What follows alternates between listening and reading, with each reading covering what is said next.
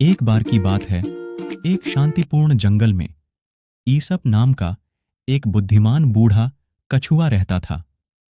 एक दिन युवा जानवरों का एक समूह मार्गदर्शन मांगने के लिए उनके पास आया। ईसप ने एक कहानी के माध्यम से एक मूल्यवान शिक्षा देने का निर्णय लिया। उसने उन्हें एक तेज रफ्तार वाले खरगोश और एक धीमे लेकिन स्थिर कछुए के बीच दौड़ के बारे में बताया। कहानी में अति आत्मविश्वासी खरगोश कछुए के दृढ़ संकल्प को कम आंकते हुए आगे निकल गया।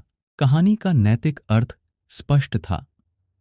धीमे और स्थिर व्यक्ति ही दौड़ जीतते हैं।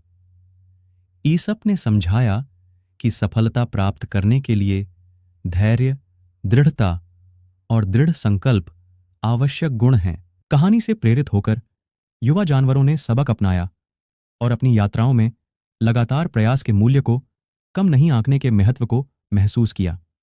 और इसलिए बुद्धिमान बूढ़ा कछुआ ईसप आने वाली पीढ़ियों के लिए ज्ञान की विरासत को पीछे छोड़ते हुए अपनी कालजयी कहानियों को साझा करना जारी रखा। नैतिक धैर्य और दृढ़ता से सफलता मिलती है। एक छोटे से गांव में लिली नाम की एक छोटी लड़की रहती थी। एक दिन उसने अपनी दादी को विभिन्न कपड़ों के टुकड़ों से बनी रजाई सिलते हुए देखा। उत्सुकतावश लिली ने पूछा कि रजाई इतनी रंगीन और विविध क्यों है। उसकी दादी ने मुस्कुराते हुए समझाया, प्रत्येक कपड़ा दयालुता का कार्य दर्शाता है। जब भी कोई कुछ दयालु करता है तो रजाई में एक नया टुकड़ा जोड़ दिया जाता है। अपनी दादी की बुद्धिमत्ता से प्रेरित होकर लिली ने अपनी खुद की दयालु रजाई शुरू करने का फैसला किया।